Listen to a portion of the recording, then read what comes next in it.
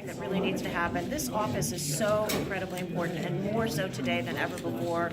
The Attorney General has really broad and important powers to really help improve the quality of life for all citizens of Illinois, and a really important role to play in pushing back against the Trump administration's racist and regressive policies. And I think what you're starting to see in this race is that although there are some similarities across the candidates with regard to policies and things that they would put in place, that there are differences between us in terms of our personal characteristics and the personal decisions that we're making in terms of how we're running our races. And I think that people really should pay attention to that. I think that you look at this, sort of what I call the usual suspects, right? The career politicians that are in this race. I think that they can talk all day long about what statutes they signed, what bills that they presented, but at the end of the day, we are still here, right? And stuck in this never-ending political mess that we have.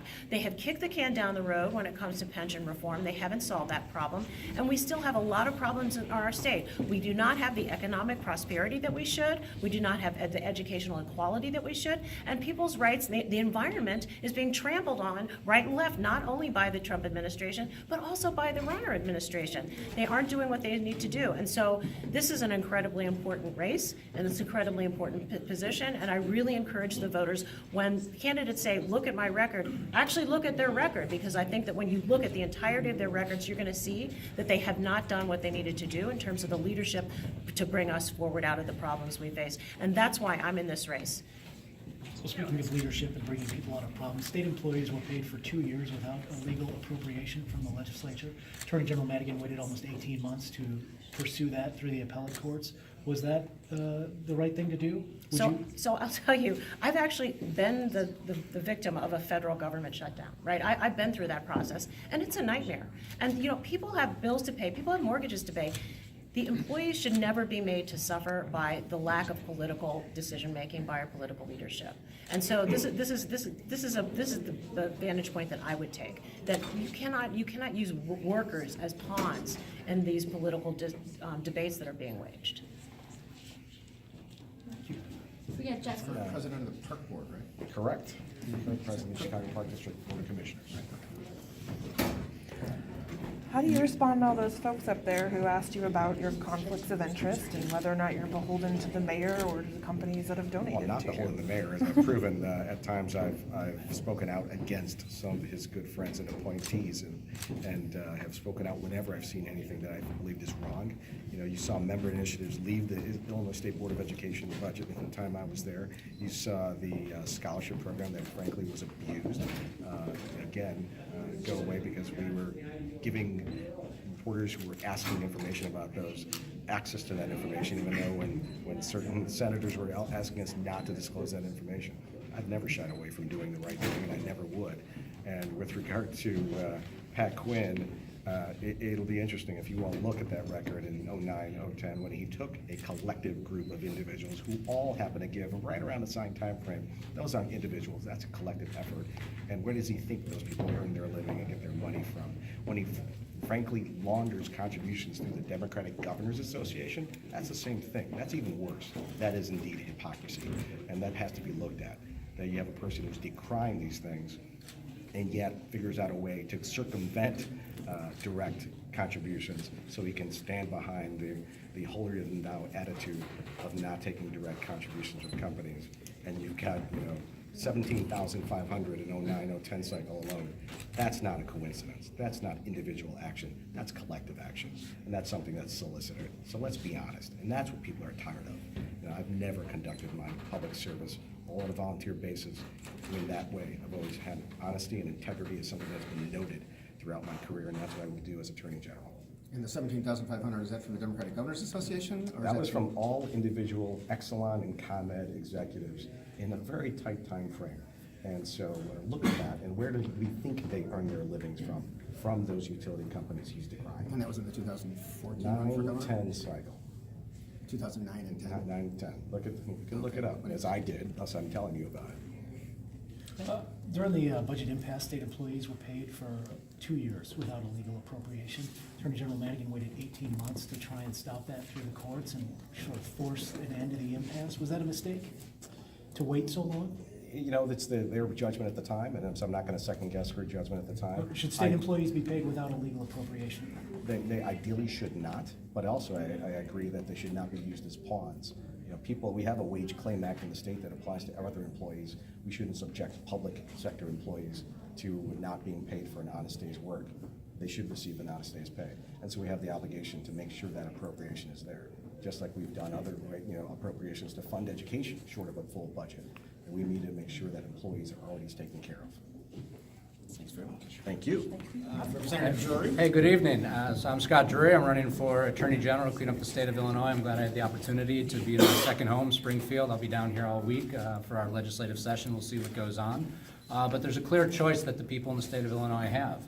We can pick an Attorney General who's going to be beholden to the powers that be and is simply going to be a pawn for Speaker Mike Madigan. Or we can pick an Attorney General who's going to work for the public. I have a career and a record of proof points where I have stood up for the public even when it's politically unpopular. We need an Attorney General that the people can trust, that people can look to and say, what is the right answer? Not what is the political answer, not what is going to get politicians more money or more favors, but what is going to be the right thing for the people to do. And I'm glad I had the opportunity to talk with people in Springfield here today, and I'll be speaking with them all week and over the coming weeks about the real plans that we have to change the state of Illinois, not just by increasing the office's ability to tackle public corruption probably for the first time in decades, to actually do something about it, make it on par with the U.S. Attorney's offices across the state, but really address criminal justice reform and take on issues not just because they're popular, but take on issues because they're right.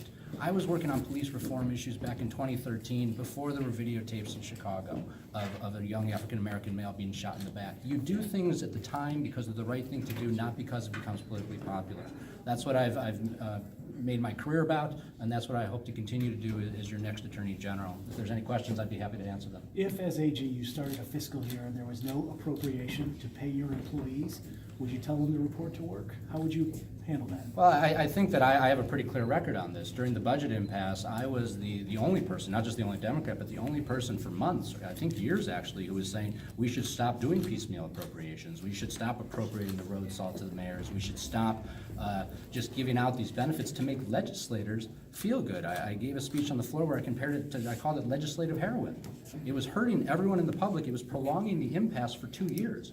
If we would have not appropriated any money and not done a piecemeal budget, we would have had a budget in 6 weeks. And that's what we need to do. And it turned out in the end, you saw everybody jump on the bandwagon. Hey, let's not have a budget. Let's have the pressure cooker flow over. That was an idea that I've been saying for 2 years. And so we need an Attorney General who's going to not just say things because they're politically popular, but take the tough positions that need to be taken to move our state forward.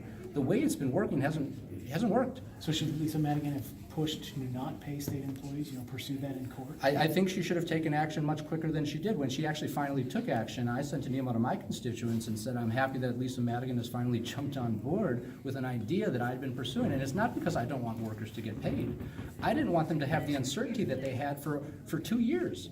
Everybody looks at this issue and be like, oh, it was good to do this. People had uncertainty. When we don't deal with pensions, there's uncertainty in the state of Illinois, and politicians are the ones that are doing it. And so I'm glad to be able to take this message to the people of the state of Illinois and say, hey, look, there's a person here who's been a good Democrat, but hasn't always just followed the Democratic, dictates, and has said, this is the right thing to do, and I'm going to do it because this is the Democratic thing to do, not the Democratic Party of Illinois thing to do, and people just got to get past that. If you want to have a real Attorney General in Illinois who's going to, for the first time, do the things that an Attorney General should do, there's only one person in this race who has a record of doing that. And you did vote for the pension plan, because I think you were criticized up there for saying, well, at least the Supreme Court gave us a template now on where to go.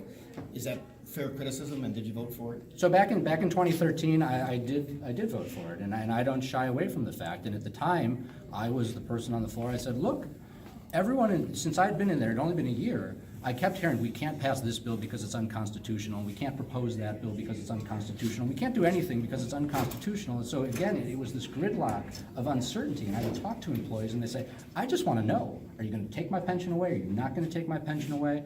And the General Assembly was too scared to do anything. So we passed the bill out of the court, and you can look up my speech. I said, look, there's only 7 people, not because I didn't know what the answer was going to be, but there's only 7 people who can get rid of us sitting there and pretending that we wanted to do something when we didn't. So we passed the bill.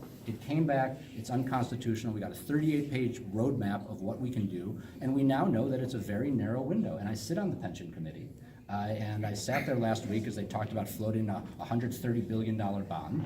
And I said, if this doesn't have any legs, let's not waste another year talking about this. Let's talk about real ideas. I've proposed ideas. You know, it's a contract. If we want to have cash buyouts, you don't force anybody to take it. But if they want to take it, then they can take that buyout. See if we can get people out of the system, see what we're left with, and then we can start paying down the system through criminal justice reform, getting money back into the system. It's just people have not wanted to take the tough positions that they need to take. They want to hide behind Speaker Madigan. Okay, well, given your criticisms of Speaker Madigan, how would you work with him in office? I'd work with him the same way that I've been working with him for 5 years. You know, we have a state to run. And as the Attorney General, my job would be to uphold the laws in the state of Illinois, to advocate for new laws that we need. And I would hope that he would say, this is the right thing to do. If he didn't, then I would use the pulpit of the Attorney General's office to explain my position and let the public choose which is the right way to go. When I go throughout the state, I am not the only person who has some criticisms of the Speaker. And the issue isn't a personal one between the Speaker and me. The issue is one of policy. I just don't like the direction that the Democratic Party in Illinois has been going in. I don't like the direction it is going in. I'm concerned that we are losing future members of the party. I am concerned that we dangle issues out for Democrats and we say, oh, we're going to do this for you, so they come vote for us, and then we don't give them to them. Minimum wage.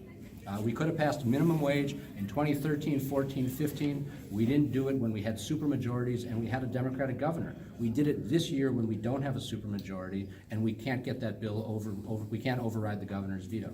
That is not the way Democrats in Illinois should behave, and I'm going to change that. I'd like to ask, you and Mr. Mariotti both talked about being former federal prosecutors. What was the word on him when he was in the office? Did he do a good job there? The word on? Mr. Mariotti. You know, Mr. Mariotti and I did an overlap. I was more senior than he was when he was coming in. I was focused during my time on working on public corruption, working on major fraud cases, was part of the Project Safe Neighborhoods program, which is the only federal program I know that actually reduced gun violence in the state of Illinois. So you have nothing to say about Well, I'd say friends this. or acquaintances? I'd say this. I think that anybody who serves their country in the capacity of assistant U.S. attorney has done great work on behalf of the country. And so I was proud every single day when I got up and I could speak to a jury and say, on behalf of the United States of America, this is the result I want. And other people who have done that, you're not going to hear me speak badly. How he did as an AUSA, you would have to speak to him. I'm proud of my record when I was at the U.S. Attorney's Office. One of the first people I met during my training was Jim Comey. And so to see him, carrying himself the way that he taught me to carry myself, I think that's absolutely great. And so I'm absolutely proud of the work that I did at the U.S. Attorney's Office. And if you want to ask Mr. Marriott about his work, I'm sure he'd be happy to talk about it. Thanks very much. Thank you so much. So what was the word on Mr. Drury when you were at the U.S. Attorney's Office? We did overlap for a couple years, and I think he did a fine job. And frankly, I think that, I admire the work that he did as a federal prosecutor. I think anybody who takes on, whether it's corruption or takes on people who are rich and powerful who are taking advantage of the system should be admired. I mean, as you probably guessed from my comments up there, I have more admiration for federal prosecutors than I do for politicians. At times, I think that hasn't been, we have not always been well served by what's been going on in our state house, but I think that we can be really proud of what our Justice Department and our FBI is doing, and it's a really darn shame that we have a president of the United States who's attacking my former colleagues at the DOJ and my former colleagues who I worked with who protected my life at the FBI when somebody was threatening me. It's a disgrace that they're under attack. I'm also wondering, one of the issues the AG's had to deal with is the budget impasse. The employees were paid for 2 years without a legal appropriation.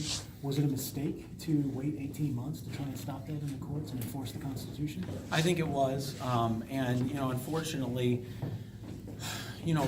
one of the problems that, one of the things I like about the Attorney General's office is you can take swift action without having to get votes. I think one of the difficulties in the General Assembly is you've got to politic and get the votes you need to get something passed. But one of the challenges is going to be for me as Attorney General is dealing with the General Assembly that's often playing politics and doing things that they shouldn't be doing in order to, make it easier for themselves. And, frankly, we talked a lot about, I think, the pensions pensions tonight, and that was another example of politicians doing something they shouldn't have been doing for a number of years, underfunding pensions, and then trying to pass a bill that everyone knew was unconstitutional. I heard a moment ago, there's a discussion, everyone was saying it's unconstitutional, so let's just pass it. I don't know, that makes no sense to me at all. If something's unconstitutional, you don't do it. The job of the Attorney General is to uphold the Constitution of the state of Illinois and the United States, and that's just another example, I think, of how politics in Springfield is underserved the people of Illinois. Well, how would you approach funding pensions, especially given the billions and billions and billions of dollars of debt that exists? I think, look, it's a hard problem. As Attorney General, obviously, I'm not going to be the one, who's going to be crafting that bill, but I think that what we have to do is we have to reform things for people who are in the system now and get their agreement and buy-in into that, according as the Illinois Constitution requires, but not change things for people who have already been paying into the system for a long time. I mean, one of the things that was really unfair there were people who are 65 years old who are relying on this certain amount that they were going to be getting every month, and when it gets reduced, they have no way to make up the gap, and that's really hard. I mean, I know I have a dad on Social Security. If there's a gap, I can pick it up, but not everyone has somebody like me who can do it. What kind of dog you got? A Bernese Mountain Dog, Bear the dog. So Bear has been a star on the internet. You can join Team Bear by donating $20 and tweeting a picture of your dog.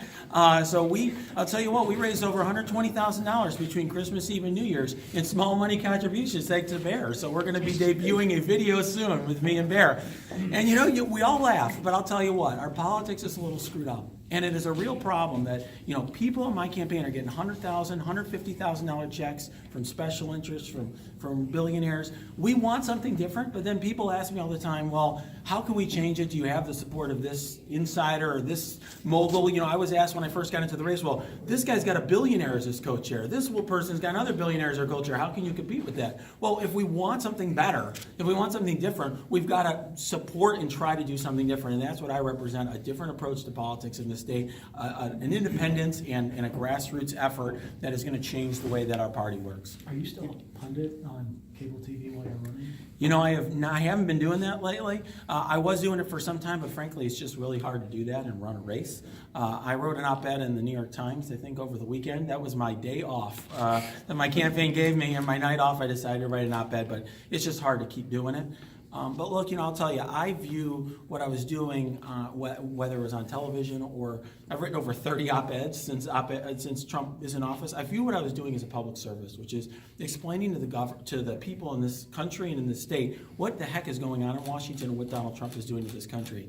And one of the things that I'm most disgusted with that man is the way he's attacking the free press. He's attacking the only independent source of information that people can get about what he's doing, and it's wrong. So what I try to do is bring clarity. When he's trying to muck things up with the memo, I was writing something to explain why it wasn't a problem, and I'm going to do that whether it's about DACA or pardons or anything else. Was your stuff on TV paid or volunteer?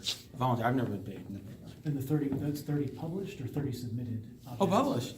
You can look. You can look at my website or whatever. But I've published it everywhere from New York Times, Washington Post, Newsweek, Politico. I've published all over the place talking about Donald Trump because, frankly, he's doing something crazy almost every day. Certainly every week. There's always something to talk about. But it's important for the people in this country to know what's happening. It's confusing at times. These taking away people's DACA. He's pardoning people left and right.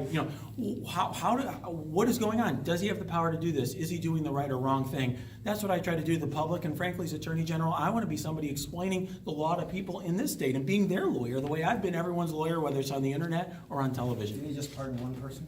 That's so far. But he's talking. That's not left and right. No, that's fair. You got me on that. He's been talking, but you know what? He's been talking about the use of pardons. Okay. And that's fair. But I think what I've written about is how we could use pardons to undermine an investigation, the extent of his pardon power, whether he can pardon himself. Apparently, he's been talking about pardoning himself, which I think everyone thought that was crazy. When I was invited to talk to the Senate, that was one of the reasons why. The United States Senate some of the senators wanted to know, could the president pardon himself? Could he pardon his family, and so on. Thank you. And I don't have a dog. No, we didn't. No. Do you want me to answer for her? No. Well, yeah. How you doing? Good. Pronounce your name. Is it Goldstein? Goldstein, Aaron Goldstein. All right. Illinois employees were paid for 2 years during the budget impasse. The Attorney General waited almost 18 months to try and stop that in the courts. Was that a mistake? Should employees be paid without a legal appropriation under the Constitution? Yes, I believe they should be paid. So you think the Attorney General was wrong to object to that eventually and try and Yeah, get I don't have a problem with the delay at all. I believe if you're working, you're entitled to be paid. If you don't have a legal authority to pay your employees, would you order them to report to work? Well, that's a whole different issue. It's the As to same whether, issue. well, but that wasn't what was being done. They're working, they're entitled to be paid, and I support them being paid. But she made the choice to have her employees come in, I assume. Correct, and they should be paid for the work they do. I mean, I'm not trying to be Well, no, crass so, or I mean, anything, I'm just, Would you tell your employees to report to work if you had no way to pay them legally? well, that's obviously a different issue. If we don't have the budget, if we don't have the money to pay someone to work, then we either. Which was the case for that- 2 years. Then that could be a mistake, not telling them to work. But if I'm bringing someone into work, I'm telling them to work, they're getting paid. Am I wrong? Weren't you a lawyer for Rob Blagojevich during his troubles? I was. Was that as a public defender or a private attorney or what? I was appointed by the court when I represented him. Oh, so it was a public defender role. In essence, there's what's called the federal panel, which is sort of a quasi-public defender in the sense that it's private attorneys who represent individuals who couldn't afford it. He was considered indigent, and I represented him. And I don't shy away from it. I represented him because the man had rights just like all of us have rights. And if I'm to represent the Constitution, if I'm to be a defense attorney, I represent everyone who's been charged and accused of a crime. I'm proud of it. And here's the thing we really have to think about. This man is serving 14 years in prison. He didn't take a dime. But we have people who taken $100,000 from the tobacco companies, and then they're going to be, if they're elected, they're going to be overseeing litigation on behalf of the people against the tobacco industry. Blagojevich is spending 14 years, he didn't take 1 cent because of these so-called agreements. You do not give someone $100 grand in tobacco money and think, hey, I just think you're a nice guy. You do it knowing something's going to happen. Isn't the owner of those companies a friend of Raul? Oh, what a great friend. But here's the thing. What's the appearance? If you're an individual who's been impacted by tobacco, which is one of the worst killing companies, their product kills people, and they lied about it, and that's why we had this litigation. That's why we had this settlement. And then you're going to take money from them, and then you're going to represent the people of the state of Illinois to enforce that settlement. That's absolutely crazy. And like I said, a man is serving 14 years in prison after not taking a dime. Is that an unjust sentence for Rob Blagojevich? It sounds like you don't think he should be in prison. Well, I certainly disagree with the sentence. I represented him, and 14 years was over the top, in my opinion. What should it have been? Ask the judge on that one. He obviously disagreed with me. What do you make, though, of the ads that the governor is running using the tapes about Rod Blagojevich and J.B. Pritzker having conversations about the Senate? Bruce Rauner is something else. For this guy to run these tapes as terrible a governor as he's been, it's hypocritical to the nth degree.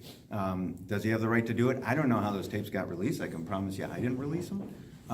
There was these tapes were sealed to this day, and somehow they got released. I don't know who did it. But I think it's inappropriate that they were used, particularly, in the trial when we weren't even allowed to use some of these tapes. Ironically, this was a tape that we tried to use in the trial. And now all of a sudden it got leaked, by whom I don't know, and now being used for political purposes. It's unfortunate. When you say hypocritical, what do you mean by that? Well, I think Rauner is one of the worst governors we've ever had, and he needs to deal with his own corruption. So to put that tape out there and then say, now I want all the tapes released, he wasn't saying that, 4 years ago. So to come out here and, look, politics, I guess all is fair in love, war, and politics. He thinks that, but he's been terrible for our state. And how is he corrupt? How is he corrupt? Just look at everything he's done as a governor. He has this right-wing agenda that doesn't have a budget. He's basically been the reason why we haven't had a budget. He's forestalled everything, and we just talked about it earlier about people not getting paid. He's the main reason. He's the culprit for it, and that's it is about understanding what corruption means. And no one's to say that if someone receives a bribe that's not corrupt. That's clearly corrupt. But I'm talking about corrupt systems and corrupt individuals who take advantage of the people every single day, even if it's quote unquote legal. And we have the clear conflict of interest in my county, in Cook County, in my county, Cook County, where people are property tax appeal lawyers. And they get money, they get millions of dollars being tax appeal lawyers, yet they're now working in the state house. And then they get paid by their their patriots, and those individuals then contribute to the party. That's corrupt. And we have to understand what exactly corruption is. So you're not saying Rauner is criminally corrupt, you're just Well, saying you he's know, governmentally bad? Yeah, I mean, I think he's been a terrible governor for this state. What phase of the Blagojevich proceedings were you representing in? Is it The trials, it's both just trials. Both trials? Yes. Did you work with Adams as the? Yes. Okay. Yeah, that was it. Trial with Sammy Adams, once, it was pretty fun. You went to trial with him? No,